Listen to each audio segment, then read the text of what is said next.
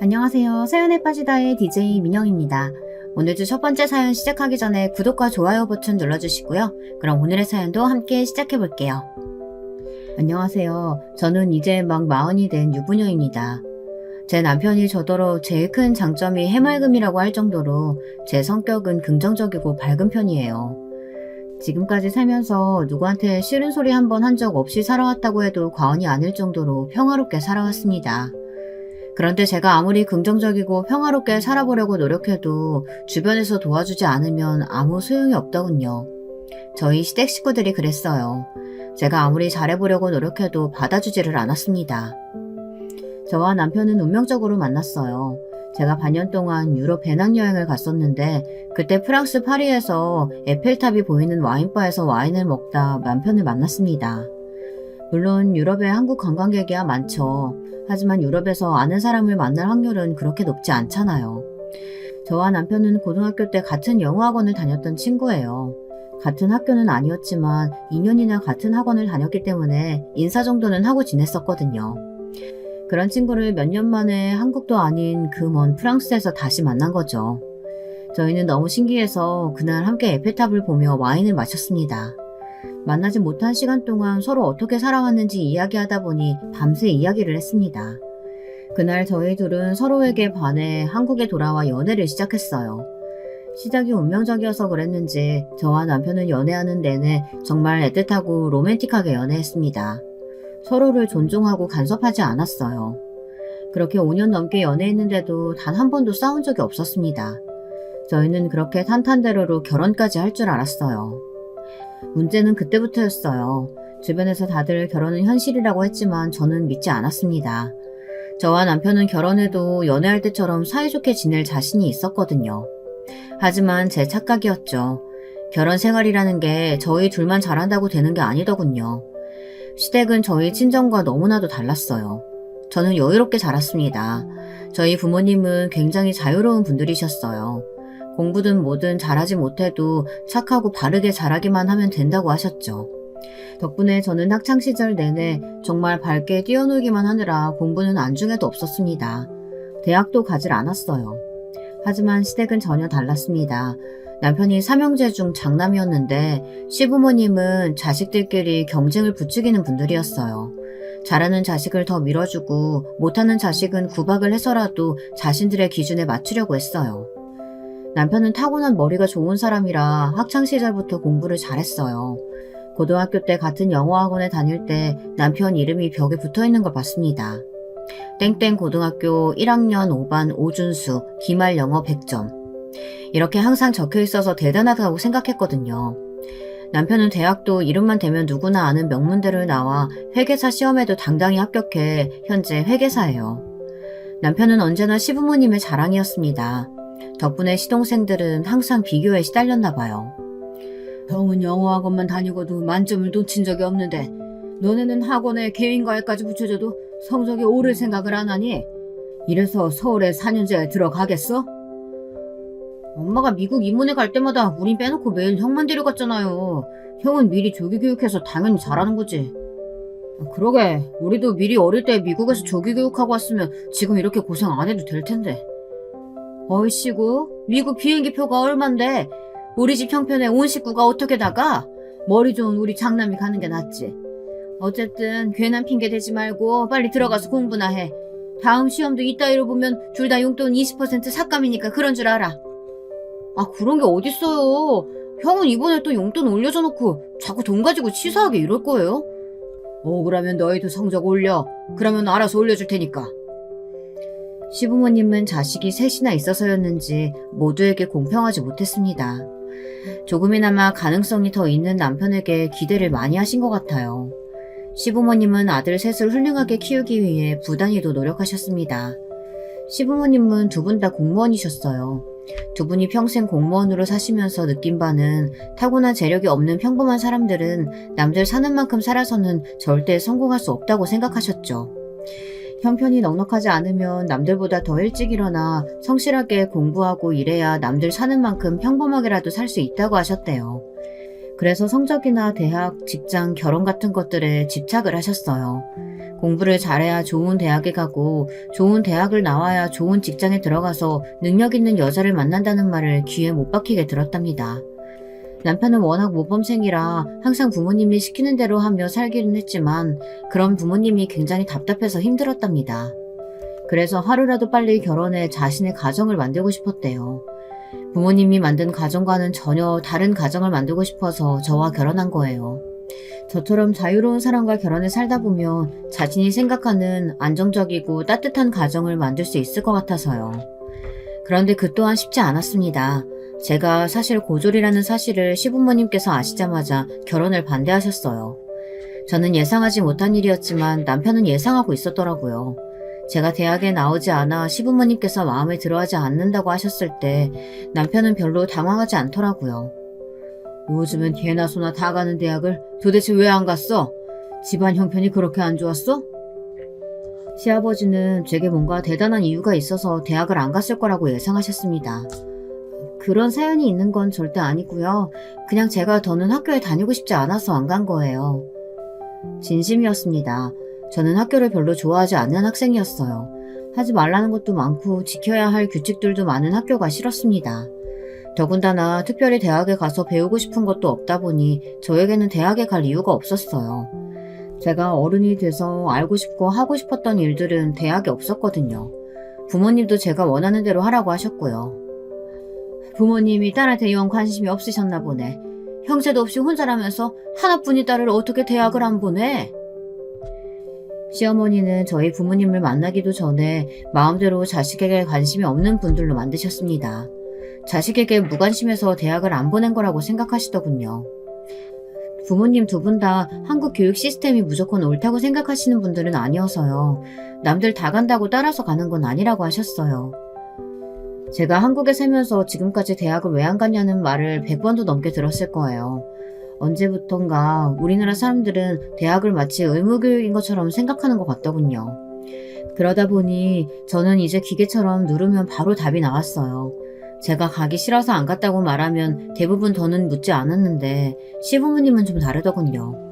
시부모님은 제가 대학을 나오지 않았다는 게 굉장히 마음에 안 드시는 것 같았어요.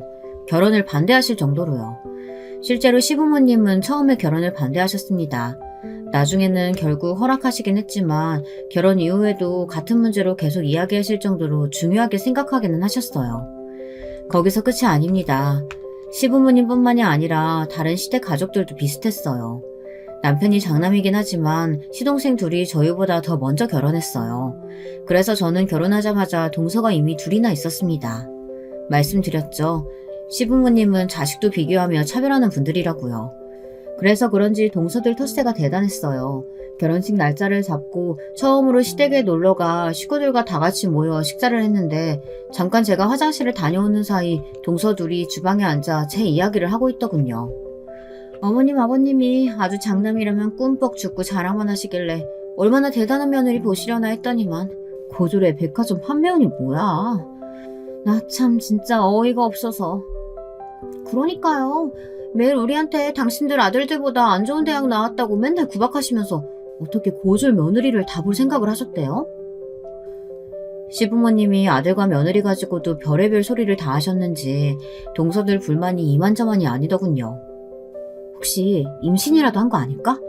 그게 아니고서야 우리 시부모님 같은 분들이 어떻게 저런 며느리를 보냐고. 그러게요. 임신 아니면 우리 아주버님 저 여자한테 무슨 약점이라도 잡히신 거 아니에요? 제가 손이 동서라는 게 마음에 들지 않은 건지 왜들 저렇게 말이 많은가 싶더군요. 동서들은 제 험담을 하며 뭐가 그렇게 재밌는지 실실 웃었습니다. 저는 그냥 모르는 척하고 넘어갈까도 했어요. 하지만 앞으로 가족이 될 사이인데 오해를 만드는 것보단 사실대로 이야기하는 게 나을 것 같아 주방으로 들어가 인기척을 냈습니다. 지나가다가 우연히 들었는데 아무래도 내 얘기하는 것 같아서요. 나 임신 안 했어요. 준석 씨랑은 사랑해서 결혼하는 거예요. 어머 형님 어떻게 인기척도 없이 나타나고 그러세요? 깜짝 놀랐네. 동서들은 갑작스러운 제 등장에 놀라 어쩔 줄 몰라 했어요. 거기다가 제가 자신들이 하는 이야기를 다 들은 걸 알면서도 사과 한마디 하질 않더군요. 그때 알아야 했습니다. 이 집안 사람들이 보통이 아니라는 걸요. 사실 미리 알았다고 해서 제가 뭔가 단단히 준비하고 시집을 가지는 않았겠지만 그래도 그때라도 알았다면 결혼을 조금 더 신중하게 생각하지는 않았을까 싶기도 해요. 사실 그 정도는 애교였거든요. 결혼할 때까지도 저는 마냥 행복해서 앞으로 제 앞에 펼쳐질 일들은 꿈에도 몰랐습니다. 결혼식을 치르고 첫 명절이 돌아오자마자 모든 일이 현실로 다가왔어요. 한 집안의 맏며느리라는 자리가 쉬운 일이 아니더군요. 결혼 전 친정에서는 명절이면 항상 조부모님 산소에 갔다 부모님과 여행 다니는 정도였어요. 그런데 시댁의 명절은 제가 전혀 모르는 새로운 세계였습니다. 1년에 여러 번 제사를 지내는 정도는 아니었지만 그래도 1년에 2번 설과 추석에 제사를 지내셨어요. 시아버지가 장남이셔서 시댁에서 제사를 지냈죠. 명절 새벽이면 시아버지의 형제분들이 시댁으로 오기 때문에 그 전날 모든 음식 준비를 해야 했습니다.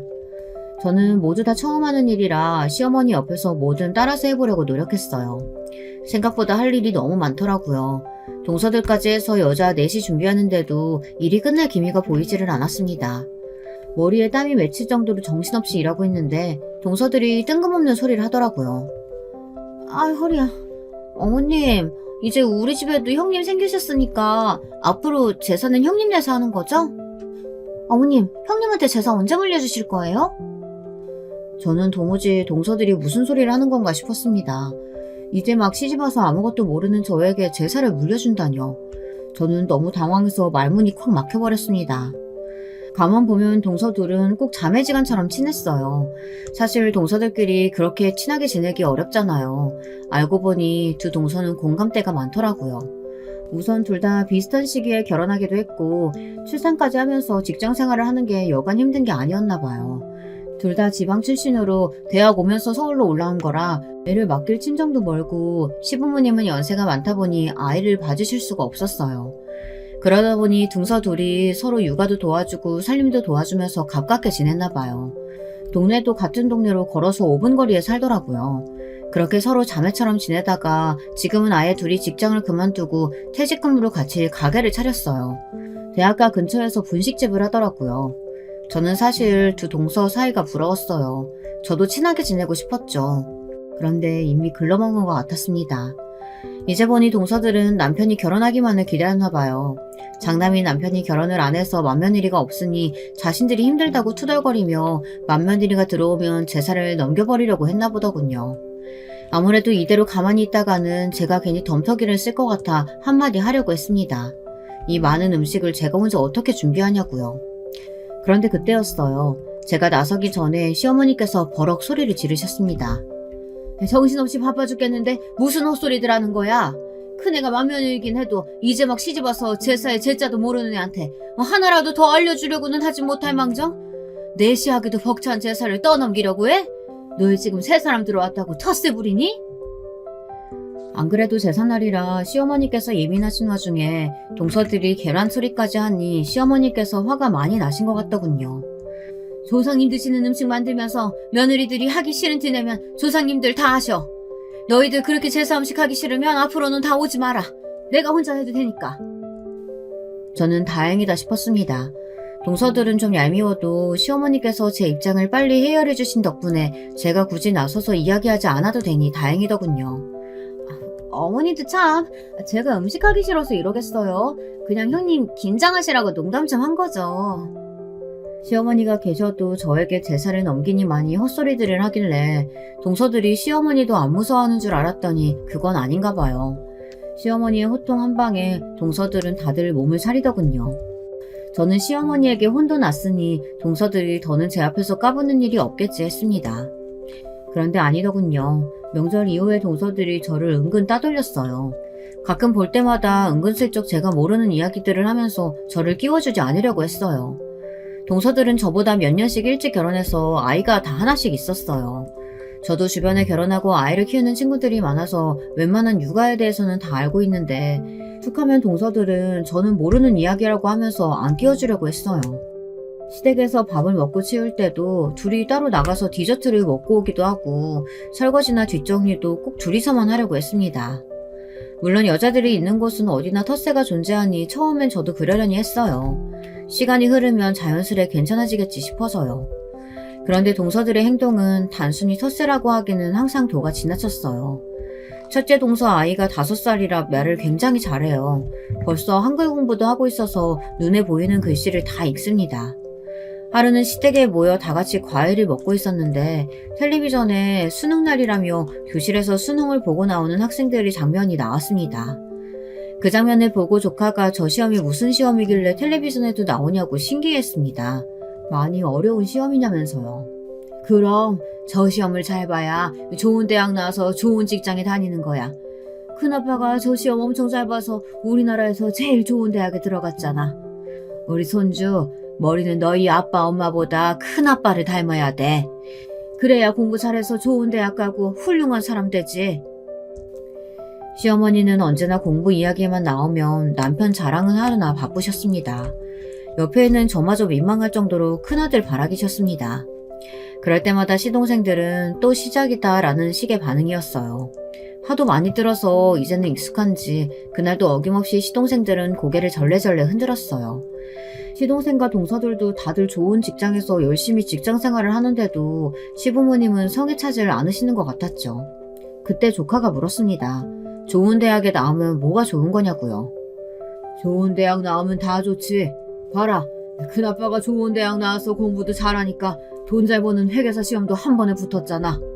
시아버지의 말에 조카가 대단하며 엄지손가락을 축혀 세웠습니다. 남편은 쑥스러운지 시부모님께 이제 그만하시라고 했어요. 그런데 그때 동서가 시부모님 말에 좀 기분이 상했는지 굳이 안 해도 될 말을 하더군요. 괜히 제게 시비를 걸면서까지요. 그래, 큰아빠는 공부도 잘하고 좋은 대학 나와서 훌륭한 분이야. 그래서 결혼은 자신보다 조금 부족해도 사람 마음씨만 보고 결혼했다니까. 큰아빠 완전 멋지지? 이건 뭐 먹이 사슬이 따로 없었습니다. 저희 시댁 분위기가 항상 이랬어요. 시부모님의 일방적인 남편 사랑이 시동생들이나 동서들의 시샘과 질투로 저에게 날아왔어요. 동서들이 보기엔 제가 만만했나 봐요.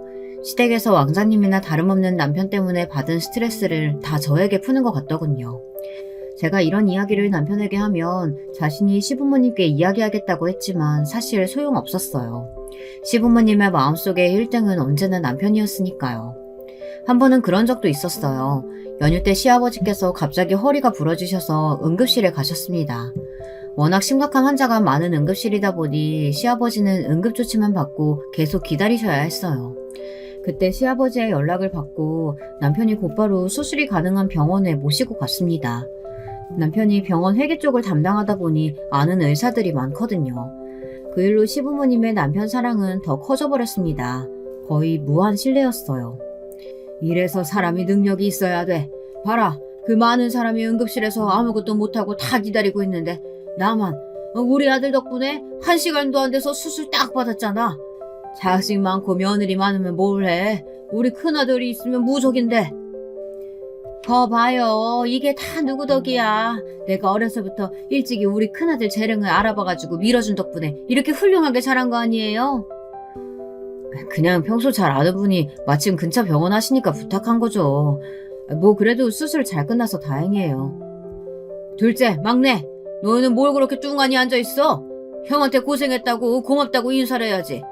아무리 장남이라도 자식이 셋이나 있는데 혼자 자식 노릇하느라 얼마나 힘들겠어? 시동생들은 하도 들어서 이제는 아예 면역이 생겨서 신경도 안 쓰는데 동서들이 기분이 나쁜지 씩씩거리더군요. 저는 이해가 됐어요. 제가 보기에도 시부모님이 너무하시다 싶었거든요. 그런데 그때였어요. 동서들이 뒤틀린 심기를 또 이상하게 드러내더군요. 어머님, 아버님이 이렇게 이뻐하시는 아주버님이 빨리 손주를 낳아드려야 할 텐데 두 분 다 나이가 있어서 큰일이네요. 형님하고 아주버님 병원은 가보셨어요? 아무 문제 없으시대요? 아무리 시부모님이 남편만 예뻐해서 세미나도 그렇지 이제는 하다하다 나이 공격까지 하더군요. 그럼 우리 둘 다 결혼 전에 병원 가서 산전검사 다 받았는데 둘 다 건강하대. 둘 다 아이 낳고 싶어 하니까 아마 금방 생길 거야. 저는 동서들의 도발에 일일이 대꾸하고 싶지 않았지만 그래도 제 생각을 이야기하고 싶었습니다. 저도 아이를 낳고 싶은 건 사실이니까요. 우리 큰형님 너무 해맑으시다. 요즘 뉴스도 안 보세요? 여자나이 35 넘으면 노산이에요. 지금도 노산이 훌쩍 지난 건데 뭘 믿고 그렇게 태평하시대? 재수 씨들이 우리 일에 이렇게 관심이 많은 줄 몰랐네요. 우리 일은 우리 부부가 알아서 할 테니까 걱정 마세요. 남편이 나서서 이야기하니 동서들도 금방 입을 다물었습니다. 거기서 한마디 더 해봐야 시부모님에게 호통이나 들을 테니까요. 그리고 얼마 뒤 제가 일하는 구두 매장에 동서들이 놀러왔어요. 저는 둘이 쇼핑 나왔다가 들렀나 보다 싶어 반갑게 아는 척을 했습니다. 그런데 동서들은 뭔가 떨떠름한 표정으로 매장을 들어오더라고요. 제가 원래 이런 중저가 신발은 잘 안 신는데 형님이 여기서 일하신다고 하니까 도저히 그냥 지나쳐서 다른 매장에 갈 수가 있어야죠. 저는 동서가 하는 말에 어이가 없어 다른 매장에 가서 사도 된다고 했습니다. 제가 동서들한테 구두 한 켤레 더 판다고 부자가 되는 것도 아니니까요. 그런데 더 기가 막혔던 건 동서들의 태도였습니다. 진열장에 전시된 구두를 이것저것 마구 만지더니 하나씩 거의 다 신어봤어요. 그러더니만 저더러 10켤레 정도나 되는 구두의 사이즈를 가져다 달라고 하더군요. 저는 동서들의 행동에 기분이 상했지만 애써 손님이라고 생각하고 대했습니다. 저도 10년 넘게 서비스직을 하면서 별의별 손님을 다 상대했으니까요. 동서들이 말한 구두를 다 찾아다가 주었는데 버젓이 발을 내밀더군요. 저더러 신겨달라는 거였습니다. 제가 허리가 안 좋아서 잘 못 구부려요. 형님이 전문가니까 좀 알아서 신겨주세요. 동서들은 둘 다 소파에 앉아서 수다를 떨며 발만 내밀었습니다. 저더러 다 신겨달라는 거였어요. 다른 매장은 커피도 주고 쿠키도 주고 하던데 형님네는 중저가라 그런 서비스도 없나 봐요? 동서들은 작정한 거 온 거였어요. 저를 가지고 놀려고요. 저도 점점 화가 나서 더는 받아줄 생각이 없었습니다. 우리 매장은 VIP 고객들한테만 서비스해. 왜? 구두 살 돈은 있고 커피 마실 돈은 없어? 내가 커피 사다 줘? 어머, 형님 말 되게 이상하게 하신다. 저희가 설마 그럴 돈이 없어서 이러겠어요? 이래서 형님네 브랜드가 아직 중저가를 못 벗어나는 거예요. 서비스가 좋아야 고객들이 알아서 찾아오는 거지. 동서들, 다른 매장에 가서도 이러는 거 아니지? 내가 걱정돼서 하는 말인데 다른 데 가서는 이러지 마. 나야 가족이니까 참아주는 거지. 다른 데 가서 이러면 동서들 안전요원한테 쫓겨나. 저도 참다 한마디 했습니다. 이건 구두를 사러 온 게 아니라 분명 저를 괴롭히러 온 게 분명하니까요. 그 말에 첫째 동서가 소파에서 벌떡 일어나더니 제 팔을 잡더군요. 형님도 누가 보면 저희가 형님 매장에 진상이라도 떨러 온 줄 알겠어요? 제가 다른 명품 구두 매장 다 놔두고 형님네 구두 팔아주겠다고 동서까지 데리고 여기 왔는데 그거 좀 도와주는 게 그렇게 귀찮으세요? 그래서 무슨 서비스직을 한다 그래요. 이래서 직원은 학부해보고 뽑아야 한다니까. 대학도 못 갈 정도로 공부도 안 했으니 무슨 일에 대한 열정이 있겠어? 동서는 자기가 뭐라도 되는 줄 아는지 선을 단번에 넘어버리더군요. 저는 도저히 들을 수가 없었습니다. 동서, 지금 말 다 했어? 동서가 나에 대해 뭘 안다고 함부로 짓거려. 저는 순간 이성을 잃고 동서 머리끄댕이를 잡으려고 달려들었습니다.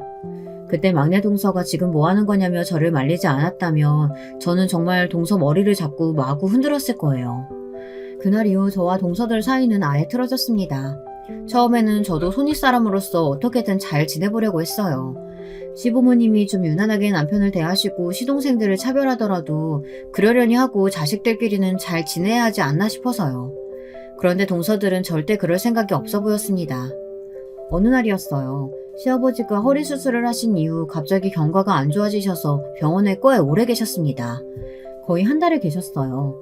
시어머니가 시아버지 간호하느라 계속 병원에 계시다 보니 이것저것 챙겨야 할 일이 많았죠. 필요한 것들이 있으면 병원에 가져다 드려야 했고 병원에서 쓰시던 물건들을 받아와 정리하는 일도 있었습니다. 거기다가 집도 오래 비우다 보니 집안 청소나 냉장고 정리를 해달라고 하셨어요. 크게 힘든 일도 아니니 굳이 동서들이나 시동생들에게 이야기하지 않고 제가 알아서 했습니다. 그리고 갑자기 길어진 병원 생활에 시어머니도 많이 힘들어하셔서 남편이 쉴 때면 교대에서 병원에 들어가 있기도 했어요. 저는 길어봐야 한 달이니 우리가 알아서 하면 되겠지 싶었는데 남편은 은근 저에게 미안했나 봐요. 앞으로는 시동생들에게 이야기할 테니 저더러 병원에 오지 않아도 된다고 했습니다. 각자 다 일로 바쁜데 형제들끼리 알아서 하겠다고요. 저는 괜찮다고 했지만 남편은 자신이 아무리 장남이라고 해도 무조건 저희가 알아서 해야 할 일은 아닌 것 같다고 했습니다. 자식이 셋이나 있는데 번갈아 가면서 할 수도 있는 거라고요. 듣고 보니 저도 남편 말이 맞는 것 같았습니다. 일이 어렵고 귀찮아서가 아니라 시부모님 연세도 이제 있으시니 이런 일이 계속 있을 거예요. 이제 시작이겠죠. 그럴 때마다 항상 저희가 알아서 하다 보면 나중에 시동생들이나 동서들은 전혀 신경 쓸 것 같지 않았어요. 더군다나 시어머니도 병원 생활이 길어지시니 많이 힘들어 하셨습니다. 이러다가 내가 먼저 병이나 죽겠어. 덩치도 산만한 남자가 허리를 못 쓰니 옆에서 연신 안고 부축해가지고 내 어깨가 아작날 지경이야. 아들이 셋이나 있으면 뭐라니. 이 늙은이가 다 해야 되니. 어머니, 그래서 제가 간병인 쓰자고 했잖아요. 지금이라도 제가 간병인 알아볼게요. 으이그, 너희 아버지가 간병인은 죽어도 싫다잖아. 제가 주말에는 교대하러 올게요. 그때까지 밥 잘 챙겨 드세요.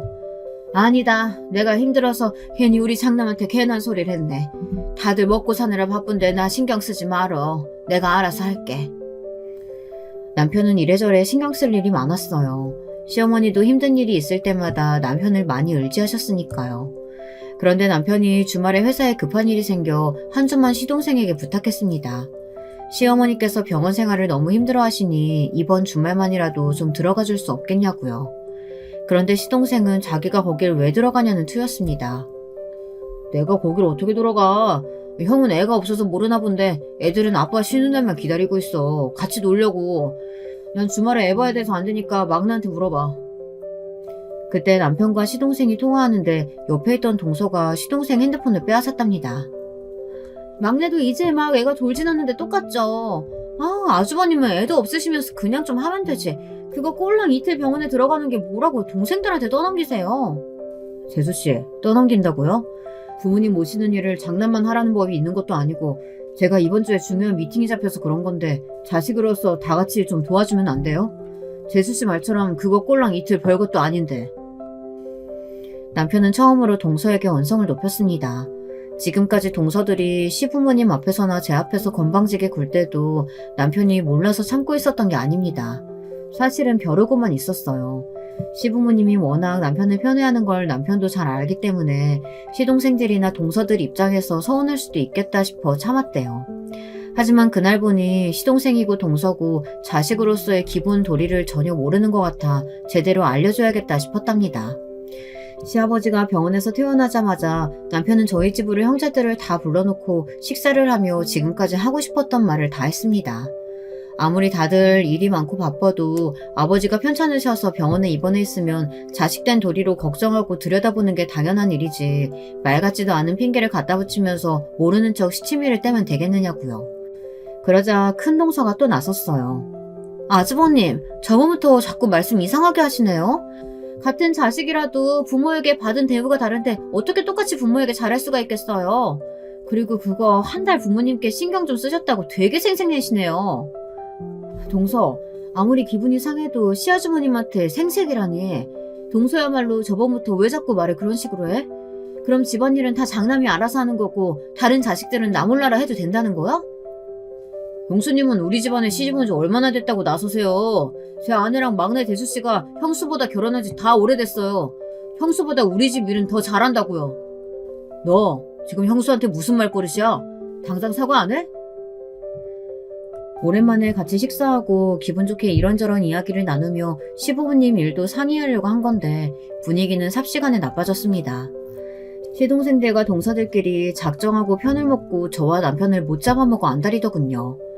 저와 동서들 사이도 문제였지만 아무래도 남편과 시동생들 사이도 오래 묵은 감정들이 쌓여서인지 말이 잘 통하지 않았습니다. 어릴 때부터 여러모로 뛰어난 남편이 부모님의 지원을 많이 받기도 했지만 성인이 돼서도 그랬나 봐요.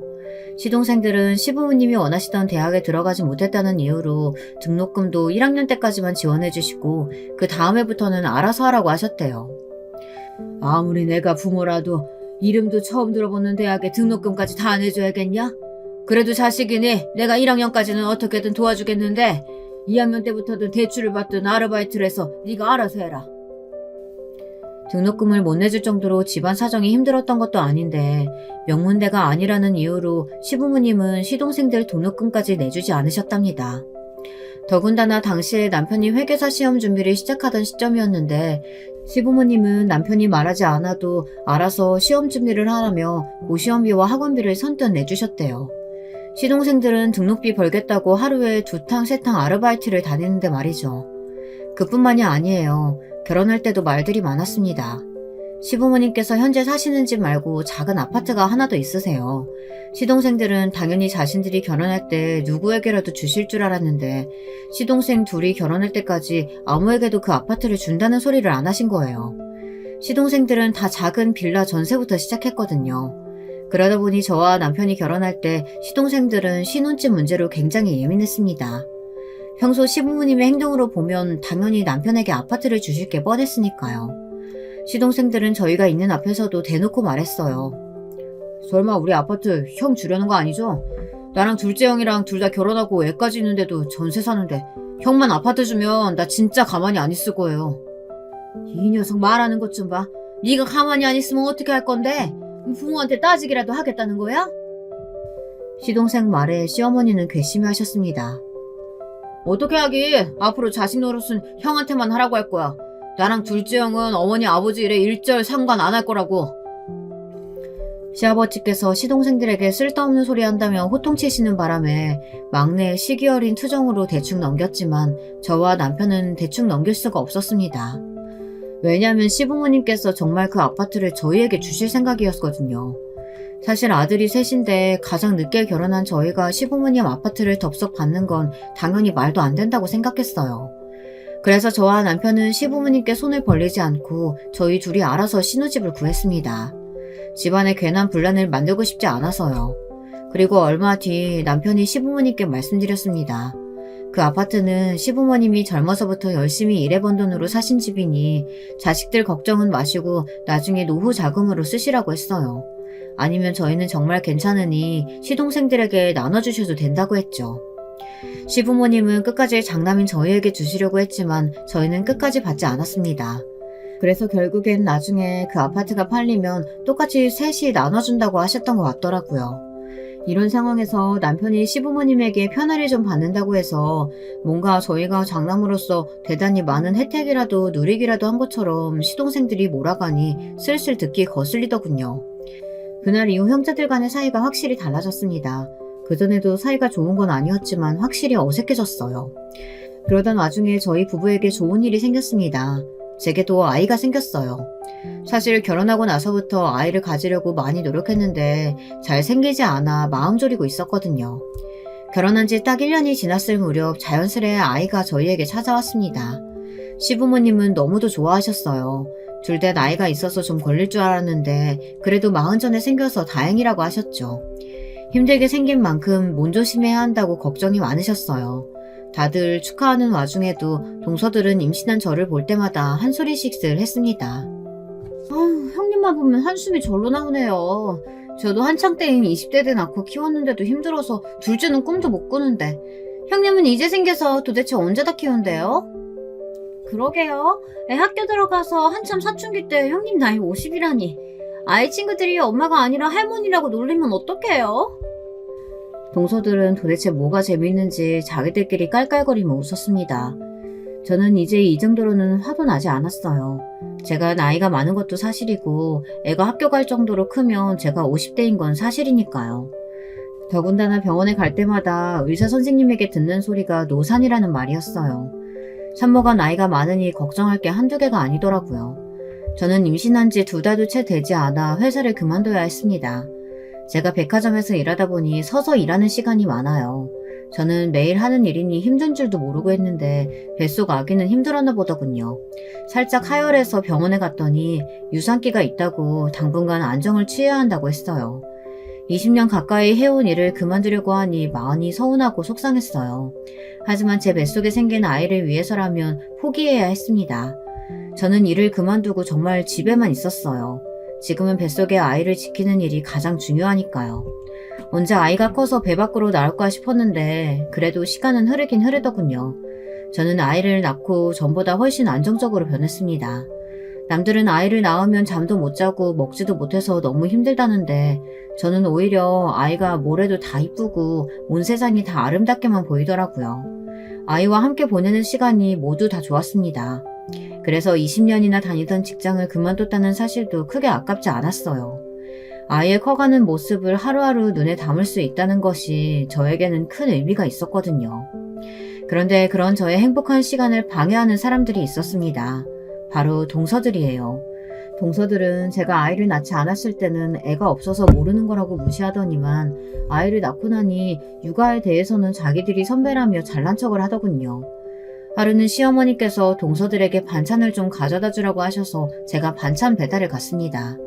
시어머니가 한 번씩 반찬을 하시면 며느리들에게 와서 가져가라고 연락을 하시는데 동서들이 매번 바쁘다면서 가지러 오질 않나 보더군요. 제가 반찬을 가지러 가면 시어머니께서 큰 동서랑 막내 동서가 한 동네에 사니 운전을 하는 저에게 좀 가져다 주라고 하셨어요. 어머니께서 매번 우리 주려고 힘들게 반찬하시는데 동서들이 바쁘면 남편들이라도 시켜서 좀 가져오라고 해. 내가 매번 가져다 줄 수는 없잖아. 저도 동서들이 예쁘면 반찬 가져다 주는 게 뭐 힘든 일이겠어요. 동서들이 저를 형님 취급도 안 하고 매번 무시하니 저도 잘해주고 싶지가 않았죠. 형님이랑 아주버님은 아주 천생연분이네요. 누가 가져다 달라고 하지도 않았는데 멋대로 가져다 주시곤 생색내는 거 보면. 어머니 반찬 저희는 필요 없어요. 집에서 밥 해먹을 시간도 없이 바쁜데 그 많은 반찬을 어떻게 먹어요? 집에서 편하게 놀고 먹는 형님이나 저희 것까지 다 가져다 드세요. 동서, 지금 나더러 편하게 놀고 먹는다고? 동서도 애 케어 받으면서 나더러 어떻게 그런 말을 해? 웬만해서는 동서들 말에 휘둘리려고 하지 않았는데 막내 동서 말에는 너무 기분이 상해 도저히 가만히 있을 수가 없더군요. 그런데 그때 동서네 집 초인종이 울렸어요. 큰 동서 조카가 어린이집에서 돌아올 시간이 됐는지 버스에서 내려서 1층 초인종을 눌러나 보더군요. 저는 사실 놀랐어요. 이제 7살밖에 안 된 조커가 어린이집 버스에서 내려서 혼자 엘리베이터를 타고 올라오나 보더군요. 저는 화가 나는 것도 잠시 어린 조카가 걱정돼서 동서에게 물었습니다. 아무리 잠깐이라도 위험하게 혼자 올라오라고 해도 돼? 난 걱정돼서 내려가 봐야 할 것 같은데. 제 말에 동서들은 저더러 육아의 육자도 모르면서 아는 척한다며 휘죽거리며 웃었습니다. 동서는 뉴스도 안 봐? 요즘 별의별 사고가 다 있는데 1층에 내려가는 게 어려운 일도 아니고 내려가서 데려오면 되지 그게 뭐 어렵다고 그래. 와, 저는 다음 생에 태어나면 형님으로 태어나겠어요. 형님은 아주버님이 능력자라 결혼하고 애 낳고도 일 안 해도 되니까 그런 태평한 소리가 나오는 거예요. 저희처럼 애 키우랴 돈 벌랴 정신없이 살아봐요. 그런 해맑은 소리가 나오나. 동서는 제가 생각한 것보다 훨씬 개념이 없더군요. 제가 살기 편해서 뭘 모르는 소리를 하는 거라네요. 그러던 어느 날이었어요. 제가 일이 있어서 시댁에 아이를 맡기기로 해 시댁에 들렸습니다. 제가 시댁에 아이 맡기는 일이 처음이다 보니 저는 며칠 전부터 시어머니에게 미리 연락을 해뒀어요. 다행히 시부모님께서 흔쾌히 봐주신다고 해서 저는 가벼운 마음으로 갔습니다. 그런데 생각지도 못한 일이 벌어졌어요. 시댁에 갔더니 웬일로 동서들이 와 있더군요. 시어머니가 그렇게 오라고 해도 시댁에 코빼기도 안 보이던 사람들이 웬일인가 싶었죠. 더군다나 둘 다 가게에 나갔을 시간인데 무슨 일인가 했습니다. 그런데 어쩐지 분위기가 이상했습니다. 시어머니도 평소와 달리 표정이 어두웠어요. 형님, 오늘 어머님한테 애 맡기기로 하셨어요? 막내 동서가 뜬금없이 제게 시댁에 애를 맡기기로 했냐고 쌀쌀맞게 쏘아붙이더군요. 저는 동서 말투에 이미 기분이 상해서 그렇다고 왜 그러냐고 했습니다. 집에서 노는 형님이 무슨 중요한 일이 있다고 애를 맡겨요. 오늘 가게에 단체 손님이 있어서 우리 애하고 동서애 맡기려고 했는데 어머님이 형님애 봐주기로 하셨다잖아요. 이제 보니 동서들이 시어머니에게 애를 맡기러 왔는데 시어머님이 우리 애를 봐주신다고 하니 아주 심사가 뒤틀린 거였어요. 저도 웬만하면 좋게 말해주고 싶었지만 동서 둘이 항상 편먹고 싸가지 없이 구는데 저도 이제 질려버렸습니다. 좋게 받아주고 싶지도 않았어요. 단체 손님이 있었으면 미리 애 봐줄 사람을 구했어야지. 나도 오늘은 면접 보러 가야 해서 며칠 전부터 어머니께 부탁드려 놓은 거라 안 돼. 동서들이 다른데 알아봐. 저는 뒤도 안 돌아보고 나올 생각이었습니다. 시어머니도 상황이 상황인지라 곤란하신 듯 보였지만 제 코가 석자라 어쩔 수 없었어요. 그때였습니다. 원체 싹바가지 없는 거로 대단한 동서가 가만히 있을 리 없었죠. 시댁을 나서려는 제 앞을 가로막더군요. 와, 형님, 정신 차려요. 형님 주제에 저 어린애 놔두고 지금 어딜 간다고요? 면접이요? 어느 회사에서 미쳤다고 고졸을 뽑아요? 동서는 이제 시어머니가 옆에 계셔도 아랑곳하지 않고 선을 넘더군요. 형님이 다 늙어서 집에서 혼자 애 키우시더니 아무래도 육아 우울증이라도 오셨나봐요. 그게 아니면 아주버님 일이 잘 안 풀리시나? 갑자기 무슨 면접을 보겠다고. 왜요? 백화점에서 주부사원이라도 뽑는데요?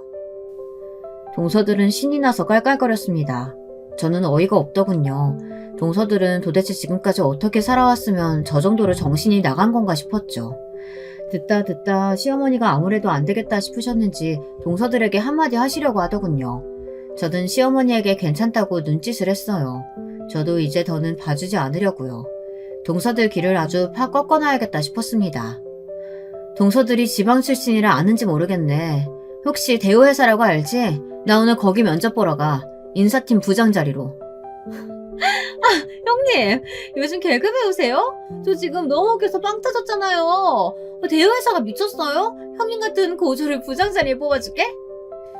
이거 어쩌지? 나 동서들 웃기려고 이러는 거 아닌데. 대우회사 대표가 바로 우리 아빠야. 나 우리 아빠 회사로 들어가기로 했어.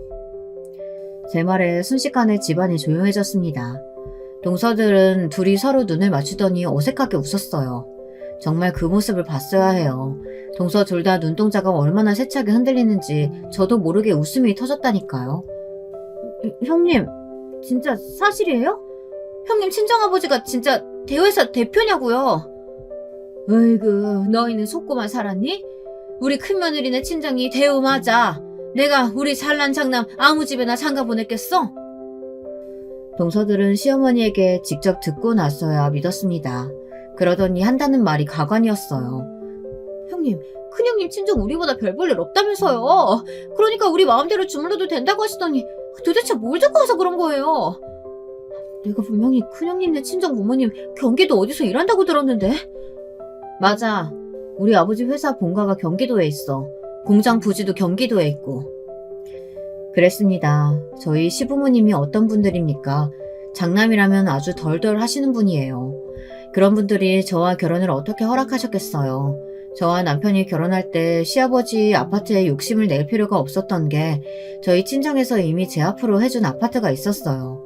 서울 한복판에 40평대 아파트요. 그런 집을 떡하니 결혼하면서 가져왔으니 시부모님이 제가 아무리 고졸이라도 더는 반대하실 수 없었던 거죠. 그날 이후 동서들의 태도는 아주 180도 달라졌습니다. 그럴만도 했어요. 사실 시동생 둘 다 다니는 직장이 저희 친정아버지 회사와 같은 계열이에요. 전에 남편에게 들었는데 작은 시동생은 저희 아버지 회사에 면접을 본 적도 있는데 떨어졌다고 하더라고요. 형님, 우리 귀여운 조카 이제 이유식 먹기 시작했다면서요? 이유식 만들기 너무 힘드시죠?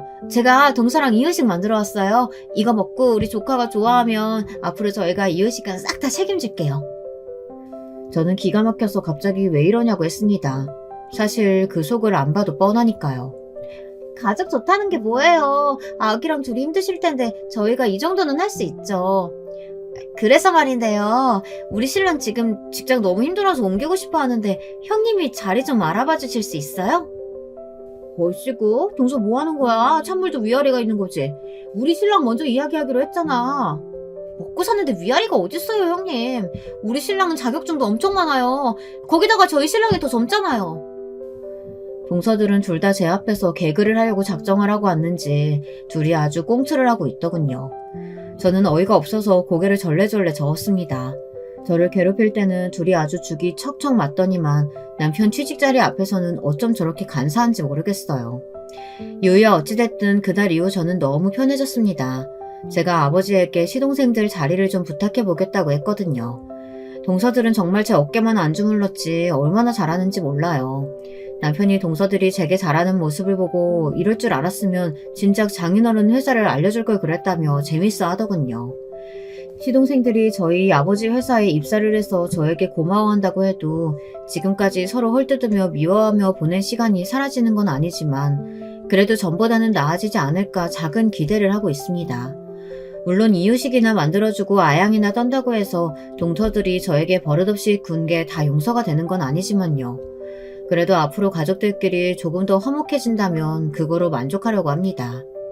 지금까지 저의 긴긴 이야기 끝까지 들어주셔서 감사해요.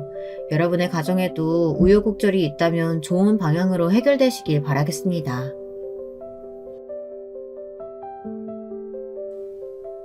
여러분, 두 번째 사연 시작하기 전에 좋아요, 구독 꼭 눌러주실 거죠? 그럼 두 번째 사연 바로 시작합니다. 안녕하세요. 저는 현재 서울에서 작은 꽃집과 카페를 하는 40대 후반의 여자입니다. 요즘 비수기라 가게가 바쁜 편은 아니라 평소에 유튜브로 사연을 많이 듣고 있었는데 듣다 보니까 제 사연도 제보하면 좋을 것 같아 제보하게 되었습니다. 저는 앞서 말했듯 서울에서 작게 꽃집과 카페를 합쳐서 운영하고 있고 남편과 사랑스러운 2명의 딸과 행복하게 살고 있습니다. 하지만 제가 처음부터 이렇게 잘 산 것은 절대 아니고요. 저는 결혼 전에 정말 파란만장하게 진행이 되어서 그 사연을 제보하려고 합니다. 제 설명을 먼저 해보자면 저는 태어나기는 서울에서 태어났지만 자라는 것은 충청북도에 있는 작은 시골에서 자랐어요. 인구가 10만도 되지 않는 작은 군이었고 저는 집에서 늦둥이로 태어났습니다. 그래서 위로 언니와 오빠가 있는데 언니랑은 12살, 오빠랑은 16살 차이가 나서 집에서 사랑을 독차지하며 컸습니다. 어릴 때 기억은 5살 정도부터 생생히 기억이 나는데요. 언니 말로는 딱 그때쯤에 우리 부모님께서 은퇴하시고 시골로 내려왔다고 해요. 언니 오빠가 학교에서 돌아오면 같이 시냇가에 가서 물놀이도 하고 밭에 가서 배추도 뽑고 복숭아 나무에서 복숭아도 땄던 기억이 아직도 생생합니다. 부모님은 두 분 다 교수였는데 오빠를 낳는 것을 또래에 비해 늦게 낳았다고 하세요. 아무래도 교수여서 연구도 하시고 공부하느라 늦게 나왔다고 하시더라고요. 그러다 보니 제가 세상에 태어났을 때는 이미 두 분 다 은퇴하신 후였고 저를 공기 좋은 시골에서 키우고 싶으셨던 마음과 또 너무 젊었을 때 놀지도 못하고 공부만 하셨던 분들이라 한적한 곳에서 책을 집필하고 싶으셔서 내려오셨다고 들었습니다. 사실 저는 아버지에 대한 기억은 그렇게 큰 편은 아닙니다. 왜냐하면 아버지는 제가 아주 어릴 때 초등학교에 들어간 직후에 병으로 돌아가시게 되었기 때문입니다. 하지만 드문드문 기억의 한 구석에선 아버지가 저를 굉장히 예뻐하셨던 것은 기억이 나네요. 아무튼 언니 오빠는 시골에서 고등학교를 나왔지만 서울로 대학을 갔기 때문에 저는 초등학교를 들어가면서는 엄마와 둘이 살게 되었습니다. 엄마는 참 다정하신 분이고 똑똑하신 분이라 지금도 제가 존경하는 인물인데 학교에 갔다 와서 엄마와 같이 손잡고 개울가에 가거나 산에 가서 도토리를 따고 집에 와서 둘이 식물도감을 봤던 추억들이 정말 좋았습니다. 시골이라 학교에 학생도 별로 없었는데 몇 없는 친구들과 같이 우리 집에서 엄마가 해주신 수제비도 먹고 잠을 같이 자기도 했던 아주 소중한 제 어릴 적 기억들이에요. 다행히 부모님이 두 분 다 교수였기 때문에 모아놓은 돈은 충분했고 또 엄마는 가끔 책을 내셔서 생활비도 걱정이 없었습니다. 제가 기억하는 초등학교 시절은 엄마는 항상 거실에서 책을 펼쳐놓고 생활하셨던 기억일 정도로 엄마는 배울 점이 정말 많으신 분이었어요.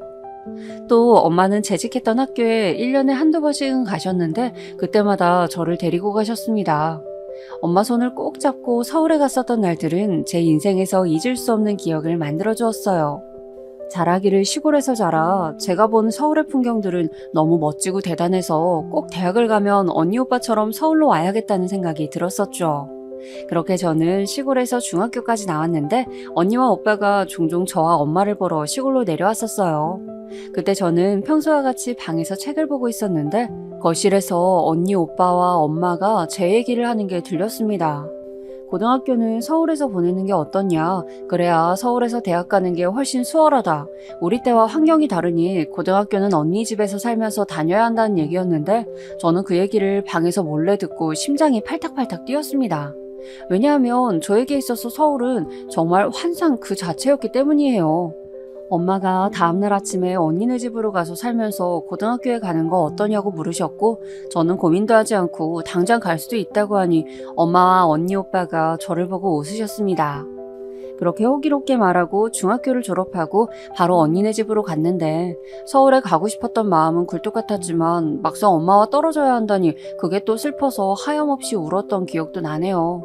엄마는 저에게 울지 말라고 더 큰 사람이 되어야 하니까 정신 똑바로 차리라고 말씀해 주셨고 저는 씩씩하게 언니를 따라 서울에 오게 되었습니다.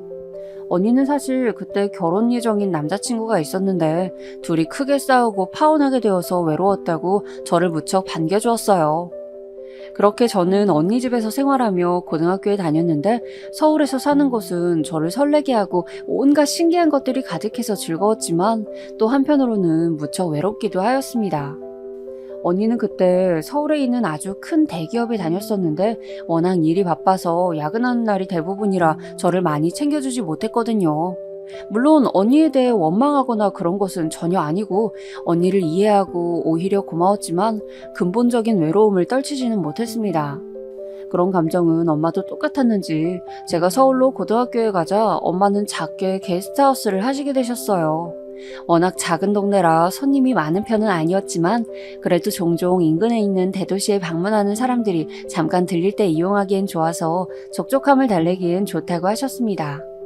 호텔처럼 크게 숙박시설을 운영하는 것은 아니었고 정말 방 한 칸을 내서 운영했기 때문에 돈은 되지 않으셨지만 외로움을 달래기엔 좋다고 하셨어요. 정말 외로움이라는 게 사람을 힘들게 하는 건 줄 저는 고등학교 때 알았습니다.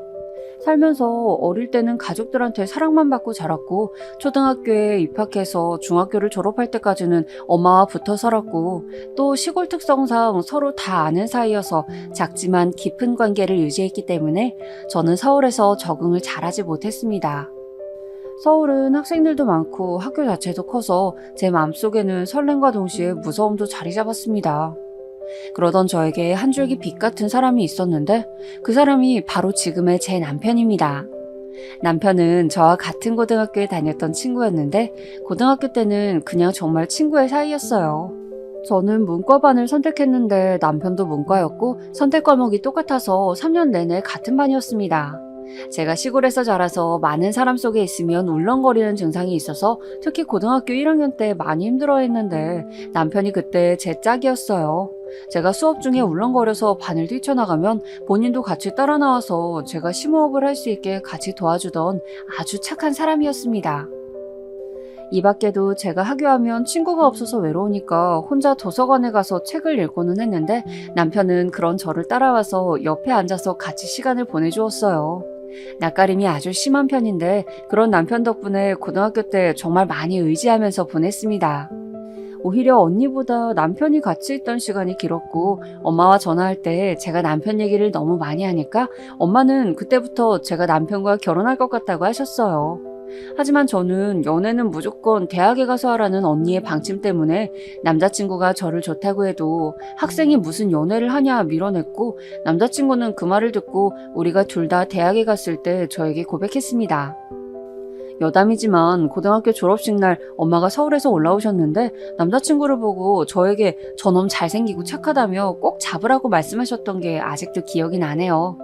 그리고 워낙 저희가 고등학교 내내 붙어 다녔기 때문에 언니도 당연히 남친의 존재를 알고 있었고 선생님들도 저희를 한 쌍으로 여기곤 하셨기 때문에 우리가 결혼한다고 했을 때 다들 그럴 줄 아셨다고 하셨습니다. 하지만 주변과 우리 집에서 남친을 좋게 봤던 것과는 달리 사실 남친 가족들은 저를 그렇게 좋아하지 않으셨어요. 제가 시어머니를 처음 뵈었던 날은 고등학교 체육대회 날입니다. 그때 어떤 아주머니가 저에게 다가와서 네가 은영이니? 물어보셨고 저는 그렇다고 얘기하니까 현철이가 집에서 요즘 얘기를 많이 한다고 하셔서 그때 이분이 내 짝의 어머니라는 생각이 들었었죠.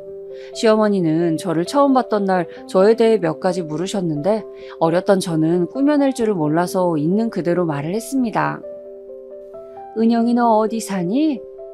학교 앞 빌라에서 언니랑 같이 둘이 살아요. 언니랑? 부모님은 어디 계셔? 언니랑만 사는 거야? 엄마는 시골에 계시고 아빠는 초등학교 때 돌아가셨어요. 그럼 언니랑 둘만 사는 거야? 엄마는 무슨 일을 하시니? 엄마는 시골에서 게스트하우스 하시고 언니는 회사 다녀요. 시어머니는 저를 처음 봤던 날 저에 대해 저렇게 조사를 하셨고 제가 굉장히 가난하게 자랐다고 생각하셨던 것 같아요. 게다가 활용정점으로 엄마가 고등학교 졸업식 날 저를 보러 왔다고 했잖아요. 그때 엄마가 다른 부모님들처럼 꾸미고 오시지 않았는데 그래서 시어머니는 우리가 정말 못 사는 집이라고 생각하셨던 것 같습니다. 하지만 저는 엄마가 어떤 옷을 입고 와도 상관이 없었고, 그렇다고 엄마가 누더기를 입고 오신 것도 아니었는데 아무래도 제가 늦둥이니까 나이는 속일 수가 없다고 했잖아요. 그래서 외모만 보고 시어머니는 우리 집이 시골 동네에서 가난하게 사는 줄 착각하고 남친이 저를 만나는 것을 그렇게 좋아하진 않으셨던 것 같습니다. 아무튼 저는 고등학교를 졸업하고 이문동에 있는 대학교에 진학했었는데 남친은 바로 옆에 붙어 있는 대학교에 진학했어요. 학교가 정말 가까워서 연애하기에 너무 좋았고 또 어느 정도 서울에 익숙해지고 나니까 대학 생활이 정말 즐거웠습니다. 남친과 사귀면서 또 싸우기도 정말 많이 싸웠지만 데이트도 많이 서울 여기저기 다니면서 했었는데 아직도 대학 근처에 가면 추억이 떠오르곤 해요. 그러다 남친이 군대에 가게 되었는데 저는 당연히 수료식에도 참여하고 면회 때도 매주 갔습니다. 저는 정말 한 주도 빠짐없이 주말마다 남친을 보러 면회에 갔는데 그러다 보니 시부모님과 남친 언니, 시누이와도 자주 보게 되었어요. 제가 면회 갈 때마다 도시락을 싸서 다녔는데 남친이 제 요리를 정말 좋아했었습니다. 요리의 비법은 저는 어릴 때부터 엄마와 같이 부엌에서 요리를 많이 했었기 때문에 웬만한 요리는 할 수 있었어요. 시골집 마당에 작게 밭이 있었는데 거기에 싱싱한 채소를 많이 키웠기 때문에 때마다 재료를 바꿔가며 엄마와 같이 요리를 했던 기억이 생생했거든요. 또 우리 엄마가 음식 솜씨가 정말 좋으셔서 시골에서 어른들이 엄마에게 게스트하우스를 할 게 아니고 식당을 크게 열면 분명 성공할 것이라고 말해주실 정도로 요리를 잘하셨어요. 그 요리를 어릴 때부터 먹고 자랐고 또 같이 만들었기 때문에 저도 요리에 대해서는 어느 정도 자신이 있었답니다. 그리고 엄마가 언니와 저보고 먹으라고 밭에서 채소나 과일이 자라면 택배로 보내주셨기 때문에 정말 싱싱한 재료로 도시락을 만들 수 있었어요. 아무래도 서울이 문화생활도 그렇고 교육도 그렇고 다 좋지만 아무래도 재료는 시골 공기 좋은 곳에서 자라는 것만큼은 아니더라고요. 그래서 엄마가 보내주신 음식 재료로 정성껏 열심히 도시락을 싸서 남친 면회에 가고는 했었는데 저는 정말 하나도 힘들지 않고 오히려 주말이 기다려지고는 했어요. 저한테 남친은 매우 큰 사람이었고 의지를 고등학교 때부터 많이 해서 저는 이미 남친과 결혼하고 싶은 마음이 컸답니다. 그리고 또 남친이 제 요리를 좋아해주고 잘 먹으니까 뿌듯한 마음도 들었고요. 그런데 가끔 제가 면회 가면 시어머니와 시누이가 같이 가곤 했었는데 제가 요리해서 도시락을 싸갈 거니까 싸우지 말라고 해도 늘 시어머니는 도시락을 싸우셨어요. 그것도 양을 어마어마하게 해서 싸우셨는데 제 도시락까지 합쳐지니까 양이 정말 많았어요. 그걸 다 먹는 것은 무리였고 또 남친은 제 도시락을 더 좋아해서 제 것을 잘 먹으니까 시어머니는 그게 속상하셨나 봐요. 표정에서 기분 나쁘신 게 티가 나니까 저는 시어머니가 오는 날에는 도시락을 안 싸서 가려고 했는데 시어머니는 언제 오는지 알려주지 않으셨고 제가 물어보면 오히려 화를 내셨어요. 내 아들 면회도 내 맘대로 못 가니? 벌써 그렇게 눈치 주는 거야? 은영이 너 정말 너무한다. 저는 단순히 그냥 언제 면회 가실 거냐고 물어본 거였는데 저런 반응이 나오니까 적잖이 당황했습니다.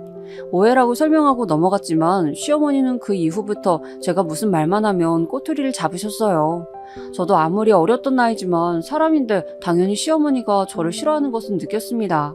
하지만 그렇다고 남친과 헤어질 수는 없었던 것이 남친이 저에게 너무나도 큰 사람이었기 때문이에요.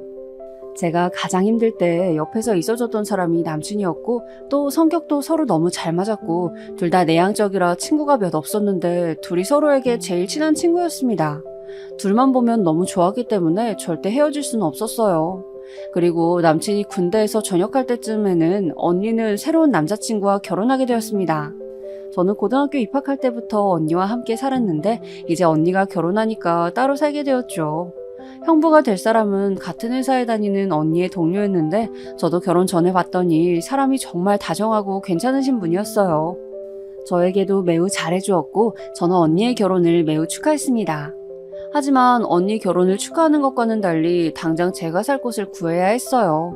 언니가 살던 집은 팔아서 결혼할 때 들고 가야 했기 때문이에요. 그때까지 저를 키워준 것만으로도 언니는 충분히 저한테 많은 것을 제공해 주었기 때문에 저는 서운한 마음이 들지는 않았습니다. 그렇게 언니가 결혼하면서 저는 혼자 살 집을 알아봤는데 아무래도 제가 학생이니까 학교 주변으로 알아보기 시작했어요. 그러다 학교 주변에 원룸을 얻게 되었고 저는 혼자 살기 시작했습니다. 처음으로 혼자 살게 되었는데 처음엔 낯설었지만 금방 적응했고 살다 보니 독립된 생활이 마음에 들었어요. 남자친구도 전역하고 둘이 학교가 붙어 있어서 학교 끝나고 우리 집에서 같이 저녁도 만들어 먹고 굉장히 즐겁게 지냈습니다. 아무래도 대학생이라 둘 다 돈이 많지 않았는데 둘이 아끼고 아껴서 집에서 같이 요리를 해 먹고 과제도 하고 고등학교 때처럼 정말 계속 붙어 다녔어요. 자연스럽게 남자친구는 우리 학교에 저는 남자친구 학교에도 많이 갔고 서로 동기들과도 친하게 지낼 정도였습니다. 또 방학 때는 제가 엄마를 보러 시골에 내려갔는데 남자친구도 그런 저를 따라서 같이 시골에 내려가기도 했습니다. 그러면서 제가 어릴 때 다녔던 초등학교에도 가고 시내가에 가서 놀기도 했어요. 엄마는 남자친구를 정말 마음에 들어 하셨는데 워낙 남자친구가 싹싹하고 엄마한테 잘했기 때문이에요. 시골에 갈 때마다 남자친구는 힘을 써야 하는 곳에 적극적으로 나서서 도와주었고 엄마는 그러지 말라고 하셨지만 나서서 밭일도 하고는 했습니다. 남자친구는 평생을 서울에서 자라 이런 시골에 와보는 곳이 난생 처음이라고 설렌다고 저에게 말했어요. 같이 저녁을 먹고 산책도 하고 별도 보고 어르신들 밭일도 도와주고 과일도 먹는 즐거운 방학 생활을 보내곤 했었습니다. 그리고 엄마는 늘 남자친구가 시골에 내려오면 가는 길에 밭에서 딴 채소들을 남자친구 손에 들려보내곤 하셨어요. 싱싱한 상추와 배추 같은 채소들을 박스로 남자친구에게 주었고 남자친구는 그것들을 들고 집에 가고는 했습니다.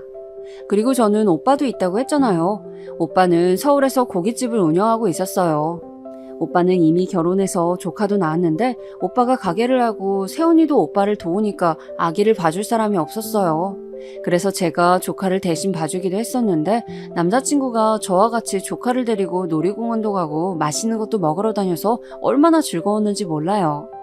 그렇게 조카를 데리고 다니면 오빠가 수고했다고 용돈도 주고 고기도 마음껏 먹을 수 있어서 저는 너무 좋았고 남자친구도 저에게 그 당시에 먼저 조카 보러 가자고 할 정도로 예뻐했기에 저희는 너무 즐거웠습니다. 평일에는 학교에 다니며 같이 과제하고 취업 준비도 하고 재미있게 놀고 주말에는 바쁜 오빠 부부를 위해 조카도 돌보고 용돈도 받으며 행복하게 지냈었는데 그걸 시어머니에게 들켰던 날이 있어요. 그날은 조카와 셋이 놀이공원에 가기로 한 날이었는데 남자친구가 집에 지갑을 놓고 왔다고 잠깐 들리자고 해서 같이 남자친구 집으로 가고 있었습니다. 그런데 정말 우연히 집 앞에서 시어머니와 시누이가 장을 보고 들어오고 있었고 우리랑 딱 맞닥뜨리게 되었어요. 시어머니는 저를 보고 달려와서 이 아기 정체가 뭐냐고 물어보셨고 저는 조카라고 말했지만 시어머니는 정말 조카가 맞냐고 저에게 말씀하시면서 도대체 우리 아들한테 왜 그러냐고 속상하시다고 하소연을 하셨습니다. 조카는 처음 보는 사람이 자기 고모한테 뭐라고 하니까 놀라서 울고 남자친구도 집에서 내려와서 자기가 좋아서 그러는 건데 왜 그러냐고 하고 정말 난리가 아니었습니다. 그렇게 원래 가기로 했던 놀이공원은 가지도 못하고 남자친구 집에 올라가서 저는 하루 종일 해명을 해야 했어요. 시어머니는 남의 귀한 아들을 데리고 지금 뭐 하는 거냐고 화를 내셨고 저는 죄송하다고 했던 기억이 납니다. 그리고 다음날 시어머니가 따로 연락이 와서 제발 아들과 헤어져 달라고 저에게 말씀하셨어요. 저는 속상했지만 제가 제 입으로 남친에게 헤어지자고 할 용기는 없다고 사실대로 말씀드렸더니 시어머니는 한숨을 쉬시며 돌아가셨습니다. 그리고 남자친구는 시부모님의 강제로 미국으로 유학을 가게 되었어요. 남자친구는 울면서 자기도 너무 가기 싫지만 부모님이 억지로 보내니까 어쩔 수 없다고 말하며 그 대신 미국에서 돌아오면 바로 결혼하자고 자기가 꼭 성공해서 입국하겠다고 저에게 말했습니다. 저도 너무 날벼락이었지만 남자친구의 인생도 중요하니까 보내주게 되었어요. 아마 시부모님은 남자친구와 제가 떨어지면 연락도 못하고 무엇보다 얼굴을 못 보니까 헤어질 줄 아셨던 것 같아요. 남자친구의 인생을 위해 유학 가는 것에 대해 축복해 주었지만 막상 떠나고 나니까 정말 허해서 한동안 정말 슬펐습니다. 처음 서울에 와서 적응하기 힘들었을 때 남친이 옆에서 정말 많이 도와주었고 대학 와서도 바로 옆 학교라 둘이 꼭 붙어 다녀서 교수님들까지 서로 인연이라는 것을 아실 정도였는데 갑자기 난데없이 남자친구가 옆에서 사라지고 나니까 정말 허하고 외로운 감정이 들었어요. 물론 남자친구가 미국에 갔다고 우리는 헤어지거나 하진 않았습니다. 하지만 얼굴을 못 보고 연락도 제대로 하지 못하니까 오히려 더 보고 싶고 애틋해지더라고요. 남자친구는 미국으로 가기 전에 저에게 혹시 더 좋은 남자가 있다면 자기 생각은 하지 말고 꼭 그 남자를 만나라고 말하면서 군대까지 기다려줬는데 유학까지 기다려달라고 부탁하기에는 본인이 너무 양심에 찔린다고 말했습니다. 하지만 저는 이미 남자친구가 아니면 남자를 만날 마음이 없었고 이미 남자친구와 너무 오랜 기간 붙어 있었기 때문에 절대 헤어질 수는 없었어요. 너무 외롭고 또 그때가 제가 졸업할 때쯤이라 혼자 고독하게 학교 생활을 했습니다. 그리고 저는 남자친구 없이 졸업하고 직장에 취직하게 되었어요. 정말 안타깝게도 남자친구는 연락이 어느 순간 뜸해지더니 졸업하고 제가 입사할 때쯤엔 연락이 오지 않았습니다. 저는 처음엔 너무 충격적이고 힘들었지만 그것도 그의 인생이고 선택이니까 존중하려고 했어요. 물론 다시 남자친구가 올 수도 있으니까 핸드폰 번호는 절대 바꾸지 않았습니다. 취직하고 자취했던 원룸을 정리하려고 갔는데 남자친구 흔적이 너무 많아서 치우는데 정말 많은 감정 소모를 했었던 기억이 나요. 둘이 정말 맨날 붙어 다녔기 때문에 원룸에는 남자친구 전공책도 있었고 둘이 주고받던 편지와 선물들도 그대로 있었습니다. 그것들을 차마 버릴 수 없어서 그대로 상자에 넣고 직장 근처에 자리 잡은 원룸에 그대로 두었어요. 남자친구가 새로운 여자친구를 만나서 결혼하더라도 나중에 찾아올 수 있으니까 그때 전해주려고 했었습니다. 그렇게 저는 직장에 다니고 있었고 언니랑 오빠는 저에게 새로 남자를 소개해주겠다고 했지만 저는 받지 않았어요. 연락은 끊겼지만 뭔가 남자친구가 저를 찾아올 것 같은 기분이 들었기 때문이에요. 언니는 그때 조카를 낳았을 때였는데 저에게 연락이 없으면 새로 여자를 만났을 수도 있다면서 이제는 그만 다른 남자를 찾으라고 진지하게 말하기도 했었어요. 하지만 저는 정말로 남자친구가 저를 찾아올 것 같은 기분이 들어서 다른 사람은 만나지 못했고 또 만나려고 노력을 안 해본 것은 아니지만 남자친구가 오히려 더 생각이 나서 만날 수가 없었습니다. 그러다 제가 다니던 회사가 사정이 안 좋아서 구조조정을 하게 되었는데 신입이었던 저는 그대로 실직하게 되었어요. 저는 그때 심적으로 너무 힘들었고 남자친구는 여전히 연락이 오지 않았기 때문에 그대로 엄마가 계신 시골로 내려가게 되었습니다. 다시 취업하기까지 한 달 정도만 쉬려고 내려갔는데 제가 너무 힘들어하니까 엄마도 다른 남자를 만나라고 하셨어요. 저도 머리로는 그러고 싶었지만 도저히 다른 남자를 만날 수가 없었습니다. 만나려고 노력도 해봤지만 번번이 실패하게 되었어요. 오히려 만날수록 남자친구 생각이 더 커지게 되었죠. 그렇게 저는 시골에 내려가서 엄마와 같이 어릴 때처럼 요리도 하고 산책도 하고 밭도 가꾸면서 마음의 치유를 하고 지내고 있었는데 갑자기 오빠에게 연락이 왔습니다. 여보세요? 오빠 무슨 일이야? 은영아, 현철이 한국 왔어. 지금 우리 가게로 왔어. 나 정말 깜짝 놀랐어. 너 찾길래 전화한 거야.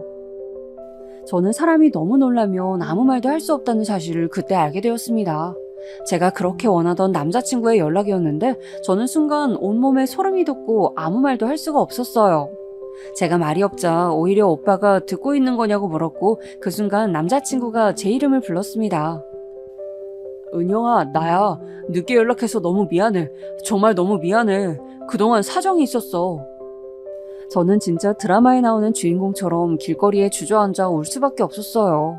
그리고 저도 전화로 지금 엄마를 보러 시골에 내려와 있다고 설명하니 남자친구는 본인이 바로 시골로 오겠다고 했고 정말 그날 밤 남자친구는 고속버스를 타고 시골에 왔습니다.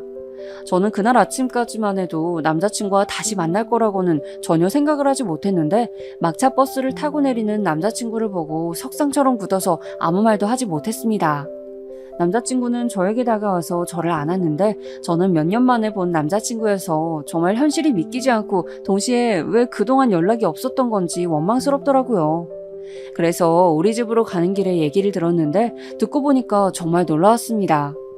시어머니가 남자친구가 미국에 가서도 저와 연락하는 것을 알고 남자친구에게 저에게 새로 남자가 생겼다고 말했다고 하더라고요. 그러면서 저와 연락하지 말라고 핸드폰도 바꾸게 하고 제가 이미 다른 남자 생겨서 결혼할 것 같으니까 하지 말라고 했다고 했습니다. 남자친구도 당연히 처음엔 그 말을 믿지 않았는데 시어머니는 나중에는 학비와 생활비 얘기를 하시며 저와 연락하면 지원을 끊겠다고 알아서 미국에서 살라고 하셨다는 겁니다. 남자친구는 제 얘기가 나오면 부모님과 자꾸 다툼이 일어나니까 차라리 자기가 빨리 성공해서 능력을 키우고 한국에 돌아간다고 생각했습니다. 그러면서 저에게 연락하고 싶었지만 생각해보니 그것도 저에게 못할 짓이라고 생각이 들었다고 하더라고요. 차라리 자기를 잊고 행복하게 살고 있다는 게 오히려 저한테 더 나은 것이라 생각이 들었다고 했습니다. 그래서 무사히 학교를 졸업하고 한국에 왔는데 그래도 인사는 하고 싶어서 제 자취방으로 갔는데 저는 이미 졸업하고 이사 갔기 때문에 그 원룸에는 제가 거기 없었죠. 마지막으로 인사를 하고 싶어서 오빠가 하고 있던 가게에 갔더니 오빠가 반갑게 맞아줘서 고마웠다고 하더라고요. 남자친구가 조심스럽게 저에 대해서 얘기를 물어보려고 했는데 오빠가 먼저 나서서 은영이가 널 얼마나 그리워했는지 아냐고 했다고 하더라고요. 남자친구가 묻기도 전에 오빠가 제가 그동안 남자를 안 만나고 있었다, 연락을 기다리고 있다 등등 얘기를 했고 남자친구는 그 소리를 듣고 속으로 정말 다행이라고 생각이 든과 동시에 미안한 마음이 들었다고 했습니다. 그렇게 울고 웃으며 집까지 걸어가는 동안 많은 얘기를 했고 몇 년 만에 본 남자친구는 정말 원래도 멋있었지만 훨씬 더 듬직한 모습으로 제 앞에 나타났습니다. 그리고 엄마에게 가서 둘이 인사하는데 엄마도 너무 반가워하셨고 남자친구는 엄마에게 연락 못해서 죄송하다고 사과하고 엄마는 괜찮다고 뭐가 미안하냐고 하시고 정말 행복한 밤을 보냈습니다. 셋이 많은 얘기를 하느라 잠도 제대로 자지 못했어요. 그리고 남은 얘기는 남자친구와 진지하게 다음날 얘기를 하는데 저는 제가 취직을 했었지만 회사 사정이 안 좋아서 지금 새로 일을 구하고 있다고 사실대로 얘기했고 남자친구는 진심으로 저를 위로해 주었어요. 그러면서 본인이 미국에서 열심히 공부했기 때문에 미래는 걱정하지 말라고 이제 정말 결혼하자고 하더라고요. 저는 정말 너무 행복했고 남자친구와 드디어 결혼할 수 있는 건가 생각이 들었지만 동시에 시댁에 대한 걱정과 우려도 생겼습니다. 왜냐하면 남자친구가 강제로 미국에 간 이유도 시부모님이 제가 시골 출신이고 또 아버지도 안 계시니까 저와 만나지 말라고 보낸 거였는데 과연 미국까지 가서 유학하고 돌아온 남자친구와 저를 결혼 허락을 과연 해줄지 걱정이 되었습니다. 결혼은 현실이고 또 그렇게 반대를 많이 하셨으니 자신도 없었어요. 제가 사실대로 남자친구에게 터놓자 남자친구는 자기도 그게 정말 걱정이었지만 그래도 자기가 잘 말해보겠다고 자기를 믿으라고 말하고 홀로 서울로 가게 되었습니다. 그렇게 남자친구는 서울로 가고 저는 시골에 계속 남아있었는데 갑자기 오빠에게 전화가 와서 받았더니 정말 황당한 얘기를 듣게 되었어요. 바로 시어머니가 오빠 가게까지 찾아가서 제발 자기 아들을 놔달라고 했다는 거예요. 사실 제가 그동안 시어머니가 저를 마음에 들어하지 않는다고 가족들에게 터놓고 있지 않았었는데 오빠는 시어머니가 가게에 찾아오니까 너무 당황스럽다고 저에게 말했습니다. 저는 피하지 않고 남자친구와 같이 시부모님께 말해야겠다고 생각해서 서울로 가서 시부모님을 배웠는데 정말 시부모님은 예전보다 훨씬 강경하게 반대하셨습니다. 정말 쉽지 않았어요. 어머니, 저 정말 은영이와 결혼하고 싶어요. 고등학교 때부터 제가 말씀드렸잖아요. 안 된다. 절대 안 돼. 너 정도면 훨씬 좋은 여자 만날 수 있어. 우리가 지금 안 그래도 알아보고 있으니까 가만히 있어. 조건 좋은 여자 널리고 널렸는데 도대체 왜 이러니? 아버지, 은영이처럼 착하고 예쁘고 성실한 사람 없어요. 아가씨도 생각이 있으면 아가씨가 내 아들 놔줘요. 부탁이에요. 저는 정말 남자친구만 생각하면 당연히 결혼하고 싶었지만 저렇게 반대하는 집안과 결혼을 해야 할까 생각도 들었습니다. 언니에게 이 얘기를 했더니 언니는 왜 제가 그런 집안에 시집을 가야 하냐고 속상하다고 울기도 했어요. 만약 엄마가 하시면 얼마나 속상하겠냐고 저에게 남자친구와 헤어지고 새로운 좋은 집안의 남자를 만나라고 했습니다. 저는 남자친구에게 이렇게 반대가 심하고 결혼 허락을 몇 년에 걸쳐서 받고 있는데 이게 너무 지친다고 말했고 헤어지자고 결국 말하게 되었습니다. 저도 사람이니까 저를 반기지 않는 사람과 계속 마주하는 게 심적으로 정말 많이 힘들었기 때문이에요. 자존감도 내려가고 이렇게까지 결혼해야 하나 생각도 들었습니다. 그래서 저는 남자친구와 헤어지고 다른 남자를 만날 생각이 없이 시골로 내려가서 엄마와 평생 같이 살 계획이었습니다. 남자친구에게 미국에서 정말 고생 많았고 앞으로 행복하게 새로운 여자 만나서 잘 살라고 말하며 헤어지자고 했죠. 남자친구는 절대 헤어질 수 없다며 붙잡았지만 저는 더 버틸 수가 없었어요. 일방적으로 이제 제가 연락을 끊었고 저는 시골로 내려가게 되었습니다. 남자친구가 저를 찾아 시골에 오기도 했지만 저는 남자친구가 집으로 찾아오면 자리를 피했고 절대 마주하지 않았어요. 너무 힘들어서 혼자 얼마나 울었는지 몰라요.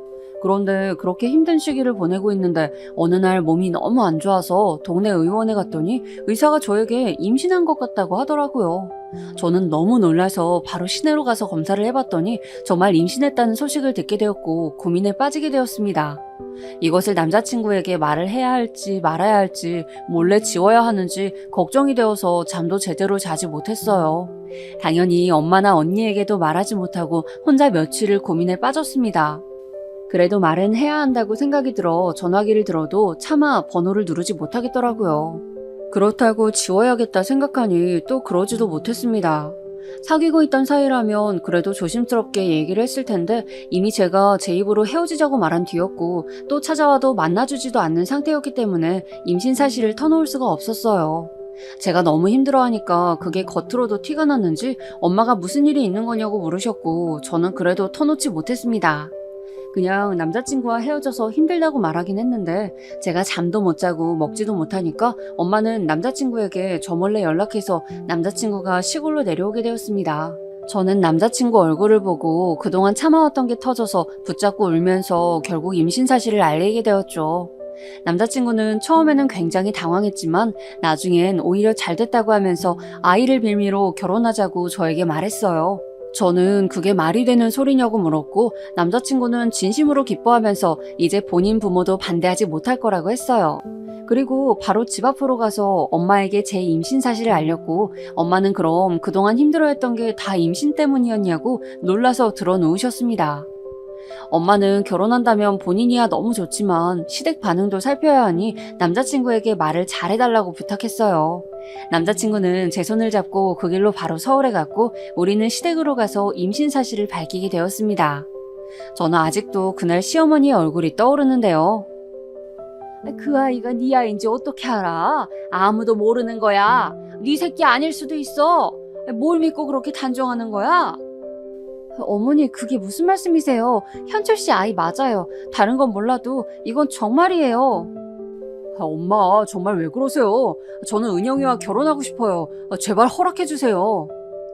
시어머니는 급기야 아이가 남자친구 아이가 아닐 것이라고 우기셨고 저는 그것은 정말 아니었기에 처음으로 강하게 제 의견을 표출했어요. 시아버지도 저를 그렇게 마음에 들어 하지는 않으셨지만 제가 임신했다고 하니 어쩔 수 없이 결혼 허락을 결국 하시게 되었습니다. 시어머니는 끝까지 반대하셨지만 자식 이기는 부모 없다는 말 아시죠? 남자친구가 단식투쟁까지 하자 시어머니도 결국 백기를 드셨습니다. 저도 남자친구가 단식투쟁까지 할 줄은 몰랐는데 저와 결혼하지 않으면 차라리 죽겠다고 아무것도 먹지 않고 방에서 나가지도 않고 말에 대답도 하지 않으니 결국 시어머니도 허락하게 되었죠. 아무리 말려도 들은 척도 하지 않았다고 하더라고요.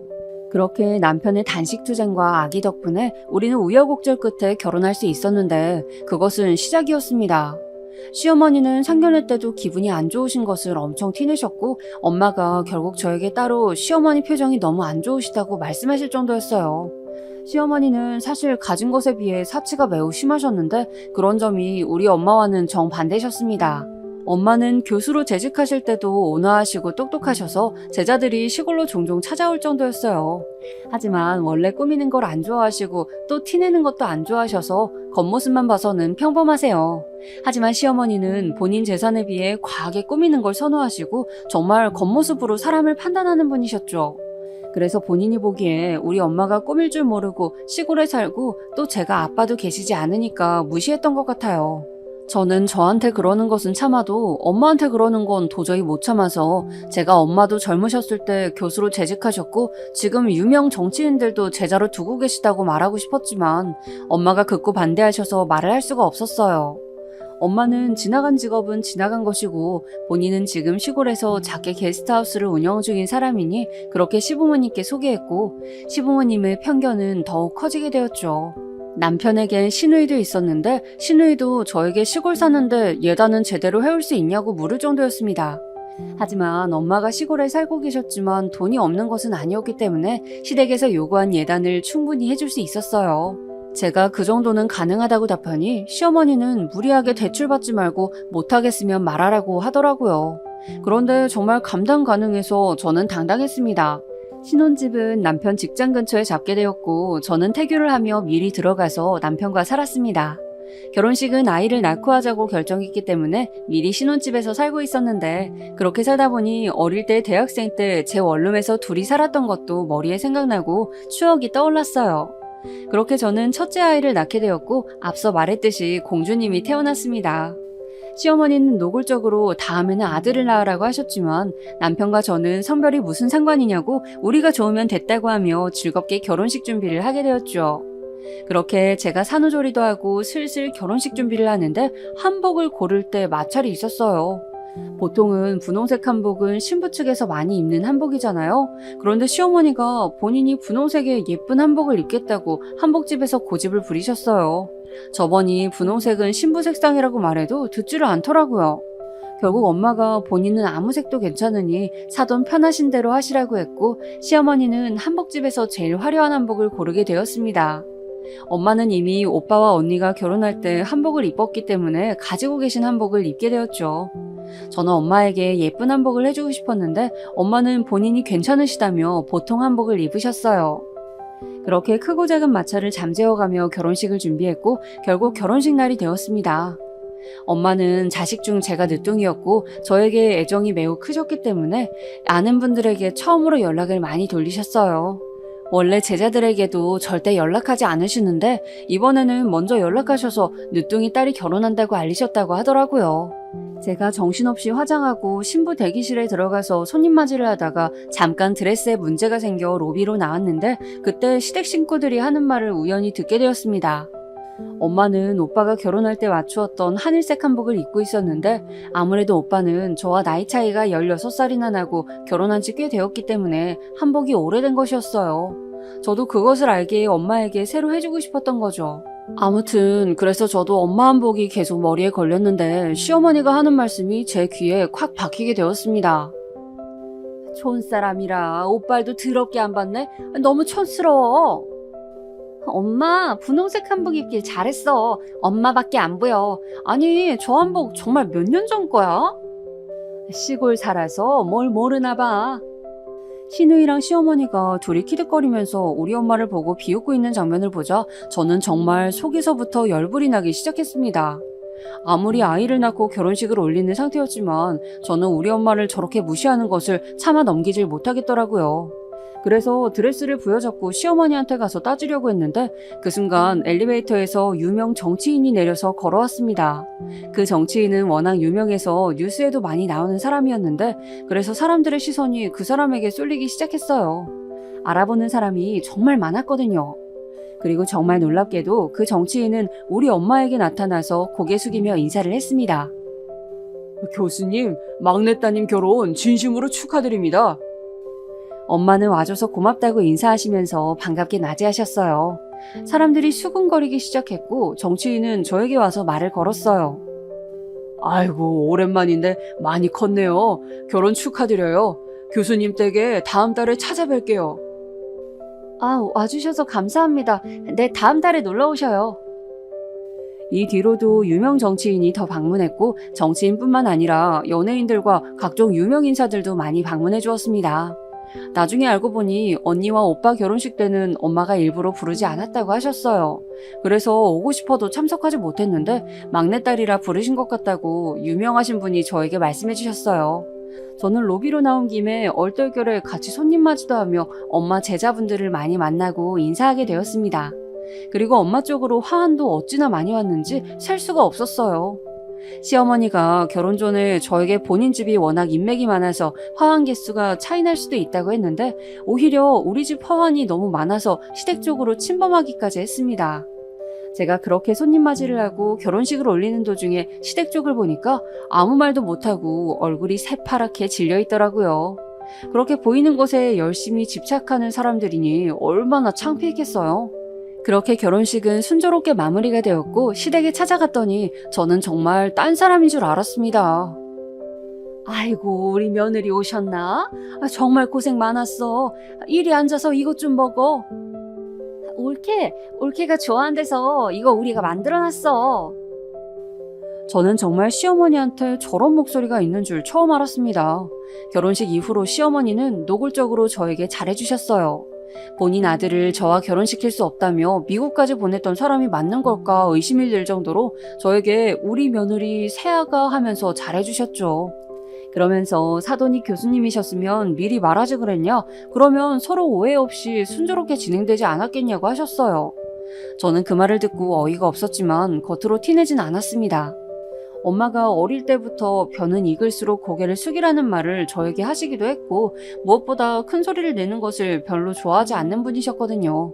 그리고 결과만 본다면 덕분에 시부모님은 저에게 결혼식 이후로 꼼짝 못하셔서 오히려 방해 없이 남편과 잘 살고 있답니다.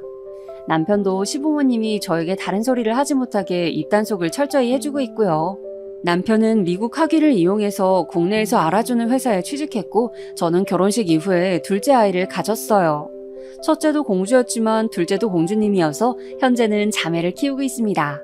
어릴 때 엄마와 길에 있는 꽃을 보는 것을 좋아했던 기억을 살려서 남편의 도움을 받아 꽃집 겸 카페를 열게 되었고 현재는 아주 만족스러운 인생을 살고 있답니다. 공주들과 시골에 내려가면 공기 좋은 친정집에서 어릴 때 기억을 살려서 남편과 여유롭게 보내기도 하는데 얼마나 즐거운지 모르겠어요. 종종 엄마 제자분들이 찾아오시면 기분 좋은 대화를 나누기도 하고요. 또 여름에 언니와 오빠들이 조카를 데리고 내려오면 다 같이 우리가 어릴 때 그랬던 것처럼 즐겁게 개울가에 가서 놀기도 하고 과일도 먹으면서 행복하게 지내고 있답니다. 사실 언니는 시댁에서 저를 반대했던 것 때문에 남편을 약간 미워하기도 했었는데 남편이 저에게 워낙 잘하고 또 시댁이 우리 집이 교수 집안이라는 것을 알고 나서 정말 조용해져서 이제는 남편을 오히려 마음에 들어 하더라고요. 돌이켜보면 정말 결혼식 전까지는 마음고생도 많이 하고 속상했던 날들이 많았는데 비온 뒤 맑음이라고 하죠? 정말 결혼식 이후에는 이래도 되나 싶을 정도로 좋은 일들만 일어나더라고요. 그래서 저는 앞으로도 저에게 힘든 시기가 있다면 나중에 꼭 더 좋은 일이 생길 것이라고 스스로 생각하면서 살고 있답니다. 시댁은 저를 그렇게 반대하셨지만 엄마가 교수님이셨던 것과 그것도 제자들이 각자 한 자리씩 하고 있다는 것을 알고 나서 저에게 극진히 대해주기 시작했어요. 정말 나를 그렇게 반대하던 사람들이 맞는지 의심스럽지만 남편이 아주 든든하게 제 편이라 걱정 없이 지내고 있습니다. 제 사연은 여기까지입니다. 제 얘기를 들어주셔서 정말 감사합니다. 오늘 제 사연을 듣는 분 중에 인생에서 힘든 시기를 보내시는 분들도 많으실 텐데 제 사연을 생각하시면서 안 좋은 일이 있어도 나중에 더 좋은 일이 생기려고 이러나 보다 생각하시길 바라요. 행복한 연초 보내시고 좋은 일만 가득하시길 진심으로 바라겠습니다. 감사합니다.